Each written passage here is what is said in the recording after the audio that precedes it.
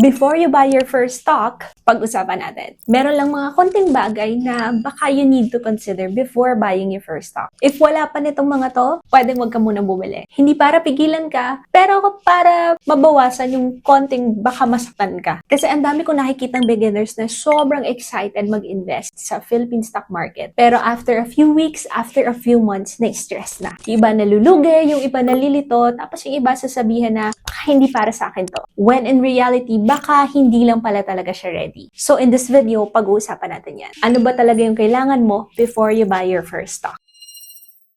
Hi, my name is Christina, and if you're new here, I've been making videos about trading and investing in the Philippine stock market sa paraan na hindi komplikado dahil naniniwala ako na yung simple, gumagana.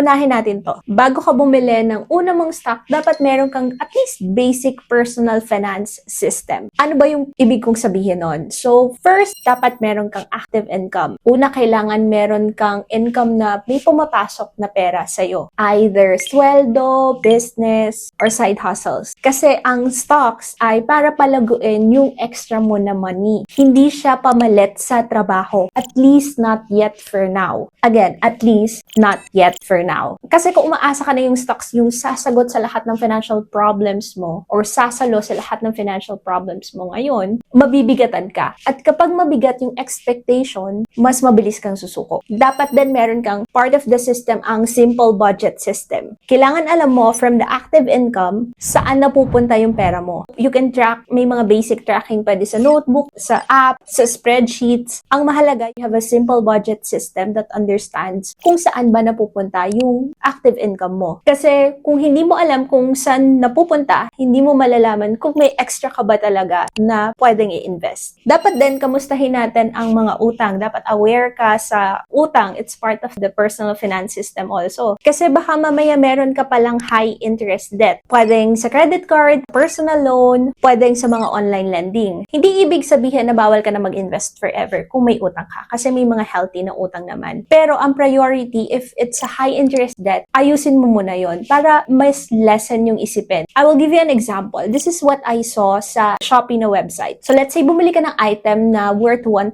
pesos. 3 months installment yun. So pag tiningnan mo yung computation, lahat ng fees na babayaran mo, ang babayaran mo lang is 1,168 pesos and 50. So parang maliit lang, 'di ba? Pero kung titingnan mo yung percentage, so compute mo, 'di ba? 168.50 divide by 1,000, ilang percent? Okay, so that's 16.85% in 3 months. So for example, mayroon ka ng investment na kabili ka ng stock. May investment ka, probably yielding around 6 to 8%. Tapos meron kang utang na 16.85%. Diba? Para kang nag-i-invest sa butas na balde. So sometimes the smartest financial decision that you can do is not investing yet if you have high interest debt. Part of the system then ay basic savings. Ang goal dito is yung hindi siya malaki. So kahit maliit lang, ang goal is the habit that you can save consistently and you have the discipline to save consistently. Kasi yung habit at yung discipline, magagamit mo yun when you do invest in the stock market na. And then last, part of your personal finance system, baka pwede mo rin i-consider na meron kang emergency fund. You would hear people say na meron ka dapat 3 to 6 months ng emergency fund. Bakit? Kasi kung yung savings mo ay nilagay mo sa stock market tapos wala kang emergency fund, tapos may nangyari and you know, right now, as of this video, may mga tension going on, may uncertainty, and if kailangan mo yung pera, whether may medical bills or may nasirang appliance or nasirang kotse, basta emergency, tapos medyo bagsak or lugi yung stock market, mapipilitan kang i-withdraw yun ng palugi. That's why part of the personal finance system is an emergency fund. Second thing that you need before you buy your first stock is kailangan mong maintindihan saan ka ba talaga bumapasok. Dapat naiintindihan mo ano ba yung stock market, ano ba yung stocks. I made a video about this. Kung hindi mo pa rin siya naiintindihan, meron akong playlist like step by step how to invest in the stock market, paano siya gumagana, paano ka kumikita. You can watch that video next if hindi mo pa fully naiintindihan at least the basic concept of investing in the stock market. In essence, no, sa stock market, bumibili ka ng shares or stock ng isang negosyo or isang company. So, kung lumakas yung negosyo, may chance na tumaas din yung value ng shares or ng stock na hawak mo. At kumikita ka sa dalawang paraan, capital appreciation or pwedeng dividend. At kung beginner ka sa stock investing, gumawa na din ako ng free stock investor guide na pwede mong i-download. Nandun yung basics nung paano ka kumita sa stock market, paano ka mag-open ng broker, paano ka bumili doon ng first stock, nandun din. At common beginners mistake that you need to avoid. Pwede mong i-download yun for free. Yung link ilalagay ko sa description below. Investing kasi it's a skill yan that you can develop over time. Huwag kang papasok na parang casino at huwag kang mag-i-invest sa isang bagay na hindi mo naiintindihan. Third thing that you need to know before you buy your first stock, kailangan mo rin ng tamang tool. Ito, yung online stockbroker. So, dito ka mag-open ng account, dito ka maglalagay ng pera, yung pang-invest mo, at dito ka rin bibili at magbebenta ng stock. So, dapat regulated at legit, and personally, I am using Dragonfly. If you don't have a stockbroker yet, you can watch this video next. Nandiyan na kung paano mag-open ng account and everything that you need to know about stockbrokers. Meron din akong playlist all about stockbrokers if you don't want to use Dragonfly and you want to use other stockbrokers. Fourth thing that you need before you buy your first stock, hindi mo kailangan maging expert pero kailangan mo ng awareness. Kailangan at least you know the basic of fundamental analysis. Ibig sabihin ito yung pagtingin sa negosyo. Kumikita ba siya? Lumalaki ba siya? Or may utang ba yung mga kumpanya? Also, the basic of technical analysis. At ano naman yung pagtingin doon sa mga chart. You have to look at trends, look at support and resistance. At kung hindi mo alam kung paano gawin yan, no, yung mga brokers usually meron silang mga webinars, meron silang mga resources, meron din silang mga analysis. At konti-konti, kaaaral, kababasa, kapapanood, maiintindihan mo rin yan. Para hindi ka bumibili ng stocks dahil may nagsabi sa'yo, dahil trending, or feeling mo tataas yan.